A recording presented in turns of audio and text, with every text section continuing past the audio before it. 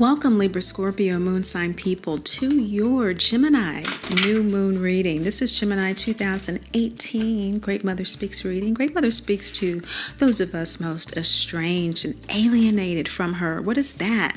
Alienated from our intuition, our sensitivity, our empathic abilities due to our birth mother experience. Now, I've been told that people who are generally going through a dark night of the soul also watch Great Mother Speak. So welcome, welcome, welcome. It's very important that we connect to that aspect of ourselves, and those of us who are serious and sincere about taking that very courageous healing path to dealing with our mama drama trauma condition in which the mother projects unhealed aspects of herself onto her child, causing emotional and or physical trauma, is quite a powerful thing. It is the most excruciating and rewarding thing you'll ever do.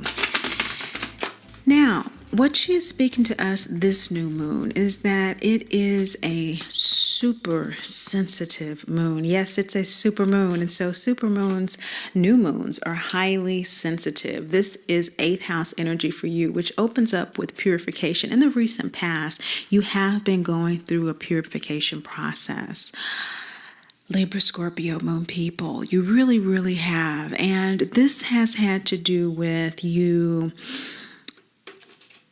sacrificing a part of yourself in order for you to more clearly share and communicate your experiences, your understanding of MDT that you've earned through gratitude of some kind or another. So you've earned this understanding of your mama drama trauma, and you realize that it is a soul contract. You realize that it is something that you agreed to experience on a soul level, and that your mother agreed to enact with you in order for you to evolve in self-love and spiritual independence. So on a soul level, from your Libra Vedic sidereal, you are intuiting this, and it's a purification process that, from an emotional, earth-centric sense of Scorpio, may be a bit challenging for those of us who are not consciously aware of this process. But this is a gibbous moon, and so you're coming into that awareness. It's a purification. The washing cycle is still going. Now, presently, as a result of this, you're learning to live the law. Now, the law is as above, so below. And so you are learning that there are things that occurred in the soul realm that you're working out down here in the material world. When you made that soul contract to evolve in self-love and spiritual independence through the experience of MDT, you didn't know it was going to look like this. And so you're learning that, yeah, this is how it looks. And there's a sense of gratitude that's coming with that somehow. I'm looking at this Moses card for you. And what Great Mother is saying is that you're really taking your time. You're kind of picking through this purification process, so to speak. And you're discerning what action to take going forward. This experience is showing you how important intention is. And so this would definitely indicate that your new moon wishes for Gemini should definitely be in alignment with these sacrifices that you've been making. It's something about you giving up something about yourself, which have become clearer in the reading. That'll help us with looking at your new moon wishes you want to establish within the first 48 hours of the new moon on the 13th. Shadow. This is all in the shadow. This is all soul stuff. Libra sidereal, Vedic, Libra stuff. You're balancing all of this out. So again, you're not consciously aware of it more than likely. Some of you will have Scorpio in your sidereal sign as well. You want to check the links below.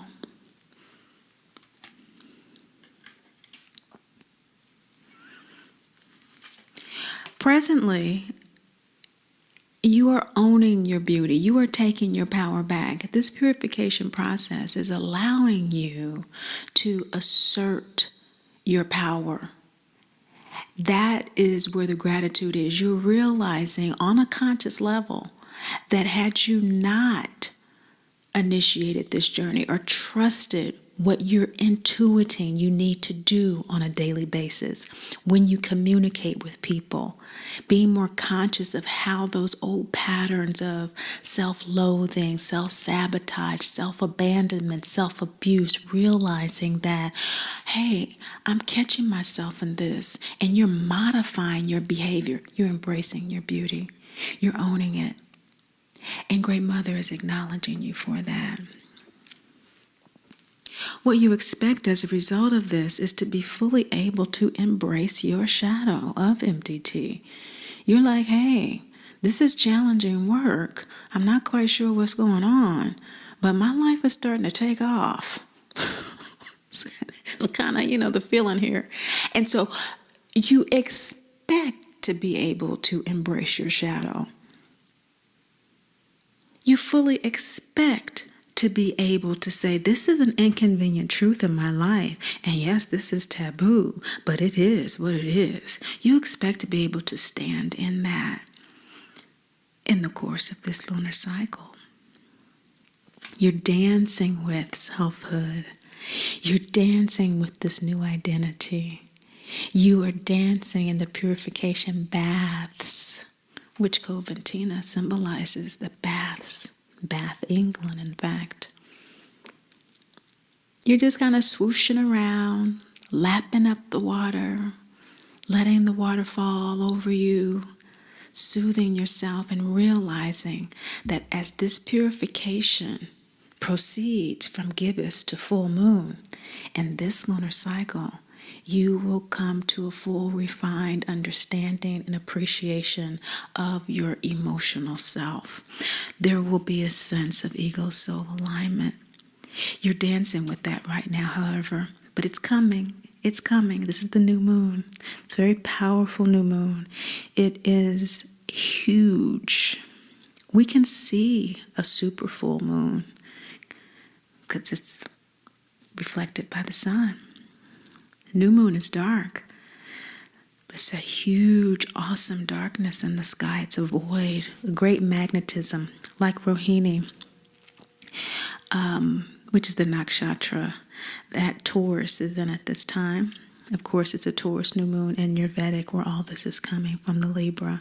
And so this magnetic force that's pulling this intuitive from your soul self into your emotional self. And so there's some emotional feelings of self-doubt at this time that may be arising out of the fact that you want to do your best. There may be a little perfectionism here, thinking that things have to go a certain way in your healing process, or it won't be worthy of your beauty, of your selfhood, or of the purification process that you're sacrificing so much to go through. There may be some self-doubt about making the sacrifice itself. And what is the sacrifice for you?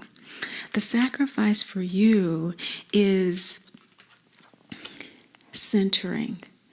You are needing to give up this idea that you are not being supported in this process in the way that you need to be. You need to give up the idea that where you have expected support to come from in this process, which may be your mother still. You may still have some residual expectations that she come around, perhaps. Or maybe a spouse, maybe a very close friend who, since you've begun embracing your shadow, is kind of like, this is bringing up too much for me now. I don't think I'm going to deal with this. It needs to be sacrificed, those expectations of others, so that you can center yourself. It's time for you to center. It's time for you to click your heels 3 times so you can go home. Body, mind, spirit. The focus is on self-alignment. This 8th house energy is a rebirthing energy. It's a regenerative energy.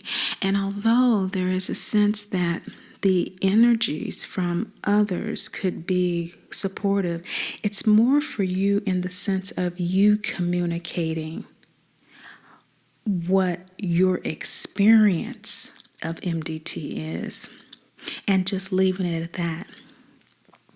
Not having an expectation of how they should respond, in other words, but just being grateful that you're at the point of owning your beauty and embracing your shadow enough to transcend self-doubt and express yourself, your selfhood, who you are.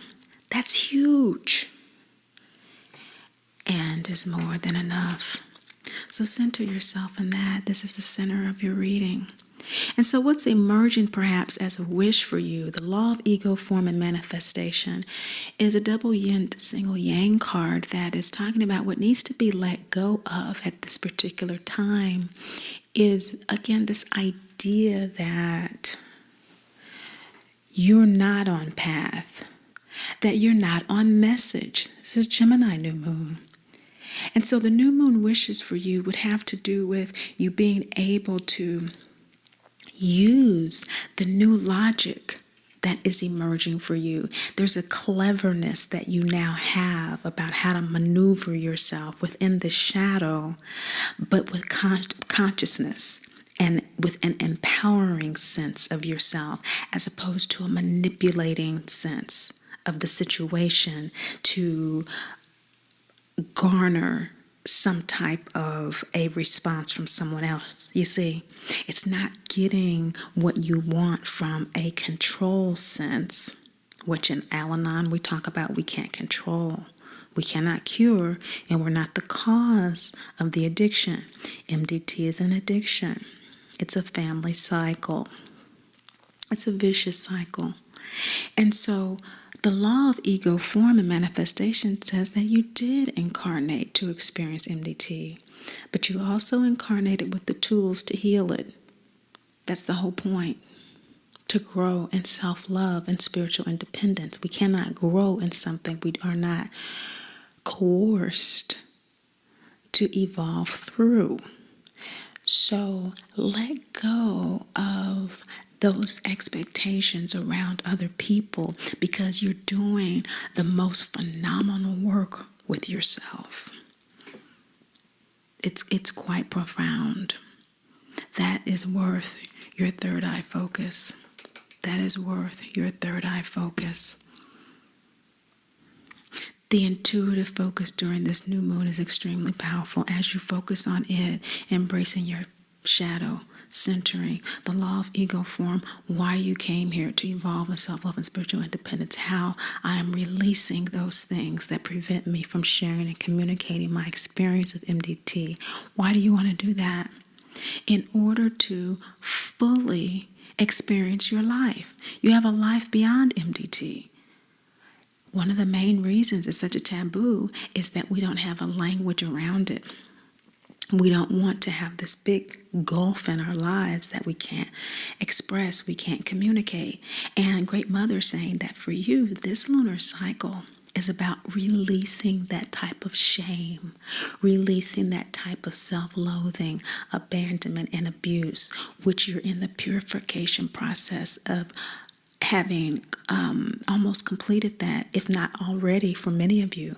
And you're aligning your ego soul right now with that understanding of that contractual agreement to be here. And so don't question yourself so much as you are. You're questioning yourself a lot, and that's understandable because it's such a singular journey, isn't it?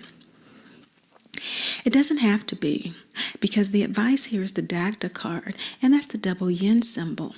Now you have the double yin single yang symbol here, which is about that intuitive voice of Great Mother and acting on it, which you are, by listening to it and following through with the guidance.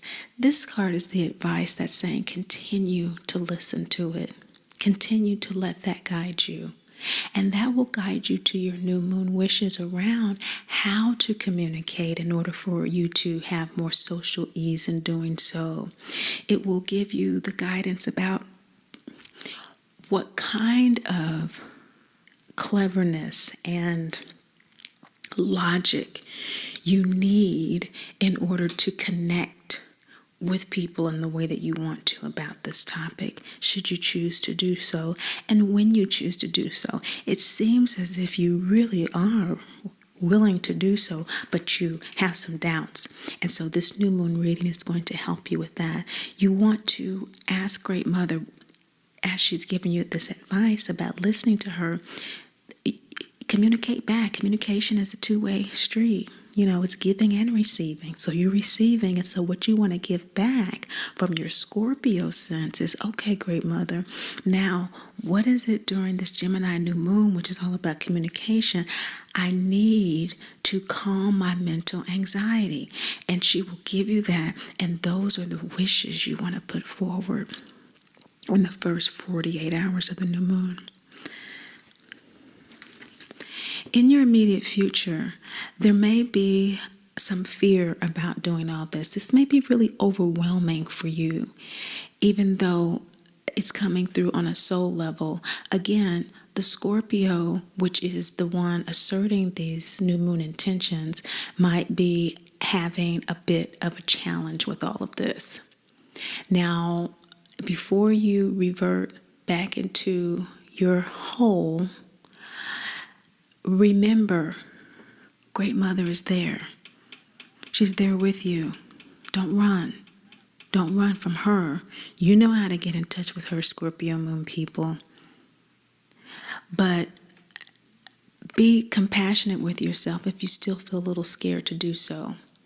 This may feel like you are embarking upon a path that is even more alienating, that is even more isolating, that is even more estranged from yourself and your family.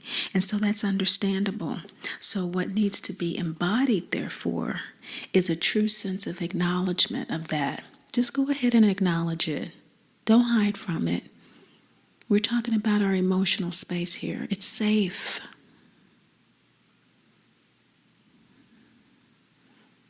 Just go ahead and acknowledge it. Hey, I'm really feeling abandoned right now.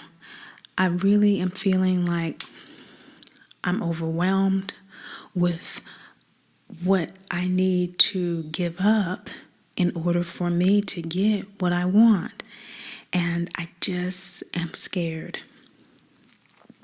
Embody that truth so that the angels can respond to you. Many times when we don't acknowledge how we feel, we don't receive the support that we need as a result. Bingo.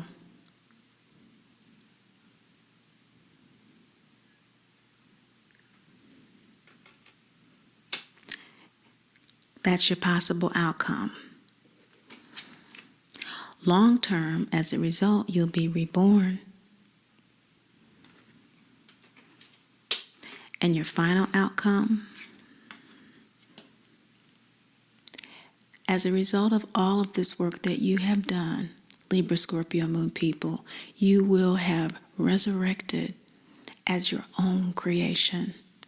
This is true MDT healing. With MDT, when we heal, we are born twice. Once to our birth mother, and then to ourselves. Blessings. Have a wonderful Gemini new moon. Stay tuned for the extra on the nodal axes explaining your north and south node. But above all and most of all, remember Great Mother loves you. And I do too. Okay, a word on the nodes is that they are typically viewed as too ethereal to be grounded in the world, too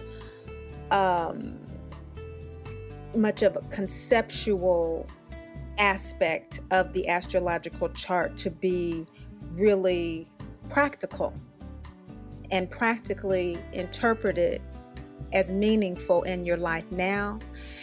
which is why they are associated with the soul and kind of, okay, we can't really understand that. It's bigger than we are. We're not going to go there.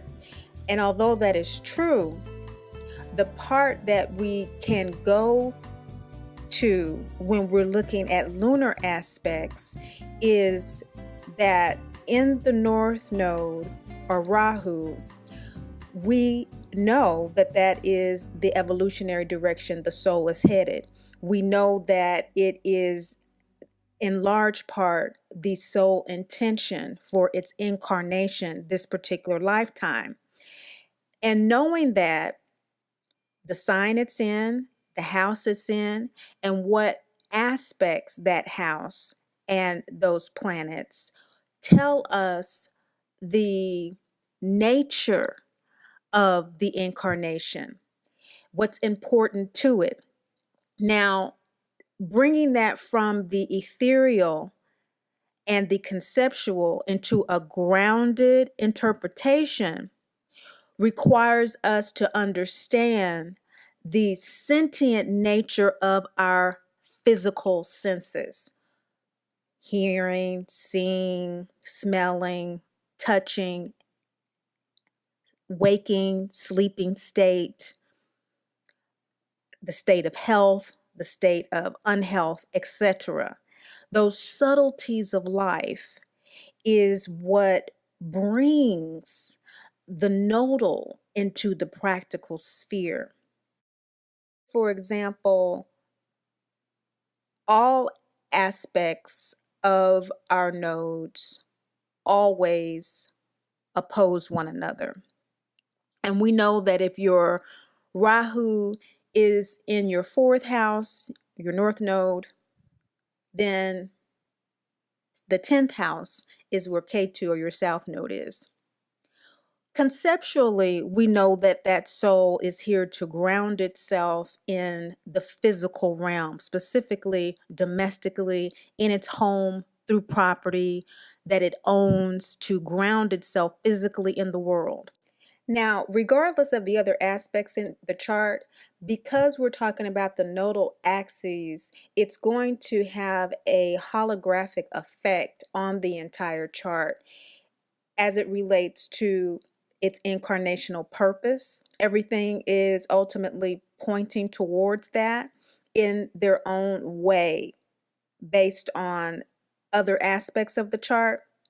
But if you could just imagine the yang symbol, the circle with that arrow to the right, finding its ultimate purpose in this earth realm, steering towards it, pointed towards it, and finally incarnating as the physical form of the cosmic calculus that makes up our entire chart, which is our internal wiring kind of laid out, splashed upon the stars and constellations that we can read and interpret.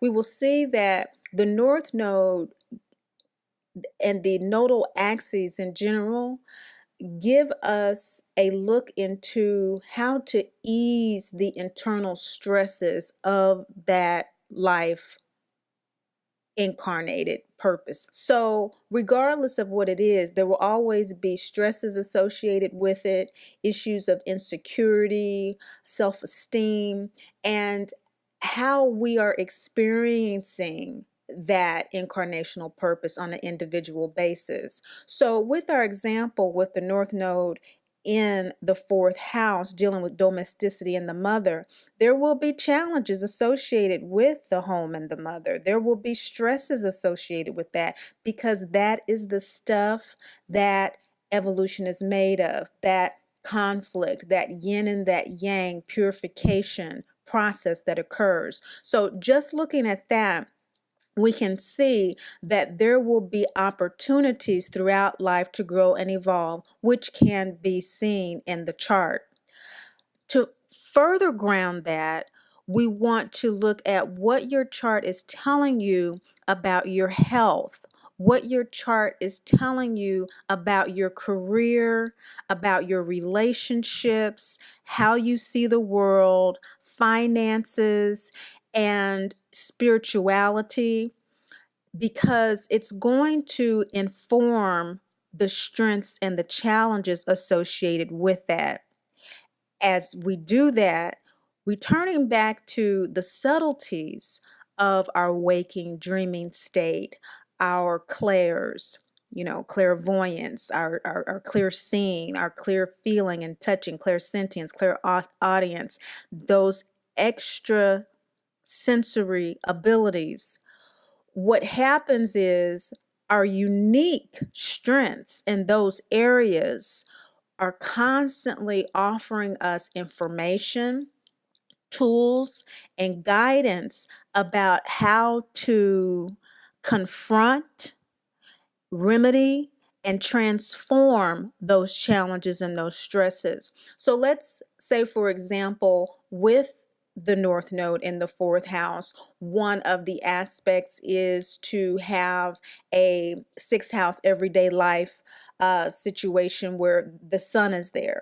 Or I'm not going to get too deeply into the example because there's so many variations, but let's just say that in your everyday life, you're very focused toward what you want to do. You're very clear about what you want to do, but maybe in your career, there's some conflict for one reason or another. That's going to create a challenge, perhaps, in creating the necessary revenue to get the home that you want to feel grounded. That is going to work for you to feel that domestic grounding. And so with the South Node, or Leo and K2, there's going to be a tremendous tendency to want to fall back on that default, which is what the South Node is, the soul default, the many lifetimes that the soul has had in that particular energy, which is all about accomplishment, success, in career, and that sort of thing. Wanting to fall back into that, even in light of this lifetime, that being a challenge, there being some corners cut, perhaps, or some illegalities, perhaps, as it relates to acquiring the home that you want, or dealing with maternal issues and that sort of thing. So that's how we can ground it a little bit further and look for opportunities with our dreams, with how we are managing our sleeping life, our circadian rhythms. Are they really supporting us in a way that we feel energized enough to fulfill what we need to fulfill, to acquire what we need to acquire to feel grounded? If we need to be a bit more creative than what the present lifestyle is in acquiring a home, do we need to perhaps be a little bit more intuitive with regard to what may be other opportunities to acquire those things? Maybe there are people that are wanting people to do some house sitting around your area, but you really haven't tuned into that. But there may be some intuitive guidance in that area where you could easily do that. The soul is always downloading intuitive information to us, and it is through our sentient voices, feelings, and unctions that we can connect to exactly what it is that we need to fulfill those things. And so that is what we look at in a moon reading as it relates to the nodes. We look at where those strengths could possibly be for you. Some people have more of an ability to hear. They may have clearer audience based on the fifth chakra prevalence of Mercury energy throughout their chart. That kind of thing is what we're looking at in a moon sign reading. That's the perspective that we are able to gain a clear view into how to use your sensitivities, how to identify them and work with them to fulfill your practical needs that the soul has in this lifetime, for you to feel the balance and the equilibrium that you need within yourself as you deal with this very challenging issue of mama drama trauma. For more information about Mama Drama Trauma, visit mamadramatrauma.info.